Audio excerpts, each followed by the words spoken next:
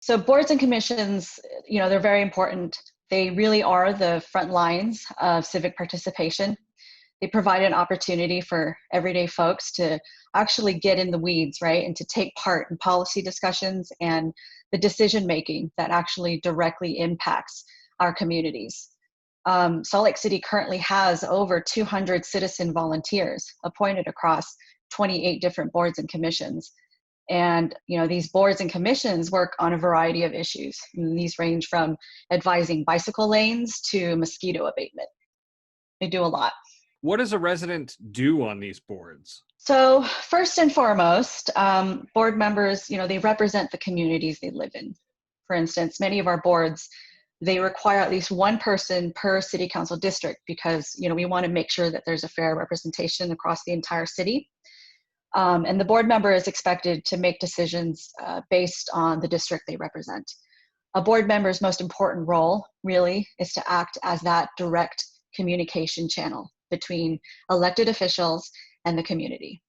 Now, more specifically, many of our boards, they play a supervisory role, meaning, they don't have official governing powers, but they do carry out critical responsibilities such as reviewing ordinances and policies, approving budgets, adopting operational plans, and preparing recommendations on specific policy issues that are then given to the mayor and city council to consider. Although much of this work really is considered advisory, decisions made at the board level really are taken seriously, right, by the mayor and city council, and they're rarely overturned by our elected officials. There are other boards who actually make, they have decision-making authority on specific proposals, and one that comes to mind is the Planning Commission. One of the duties of the Planning Commission is to review and approve planned unit developments and subdivisions in the city. I'm not a planner, but that sounds like a big deal as far as you're physically shaping Salt Lake City's future development, literally, right? Why is it important, building on that, when they're making these decisions and these recommendations, is it important to get diverse representation across the city on boards and commissions? That's one of the things that we're really working on at the mayor's office, is to bring people that aren't necessarily represented now.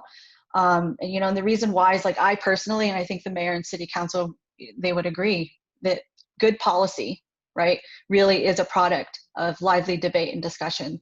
And good debates can only come from diversity, whether that's cultural diversity, economic diversity, or geographical diversity, because then this results in different ideas and perspectives at the table. And as Salt Lake City continues to grow, we're becoming much more diverse.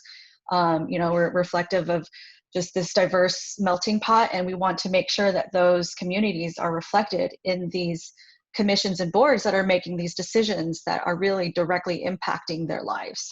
For a resident who wants to apply, what's the process of getting appointed like? First, we recommend really that anyone who's interested, please go to our website, slc.gov/boards, poke around, take a look, see, there's 28 different boards. Take a look to see which one you might be interested in. There, you'll be able to find specific requirements or skills that are desired for that board. You can see when they meet and whether there are any board vacancies. Because not all boards they'll have vacancies at the time of your application. The mayor's office will keep your application on file for about a year, for up to a year, to fill any vacancies that come up. So all board appointments are made by the mayor with the advice and consent of the council.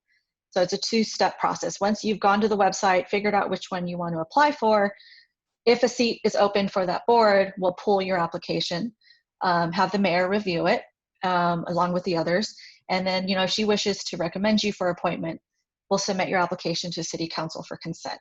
Now, at this time, we don't interview candidates. We're thinking of maybe possibly, including that in the process, but right now we're not. But we may reach out to clarify some parts of your application and your resume. So now we've appointed you to council. Council has your application, and they do their little own, review of the actual of your application. Then they decide if they want to interview you, and when they do, they'll reach out to you. Pre-COVID, this meant actually attending a council work session in person, and all council members will ask you questions about your experience and why you're qualified. And then that evening is when the formal vote takes place, and that's when they'll vote on your appointment. But right now, we're in COVID, everything's done virtually. So once council votes and approves, you're officially a board member, and then the fun begins. For people who want to step up and apply to volunteer, where do they do that? So I would go to our website, slc.gov/board. And then there's information on every single board on there.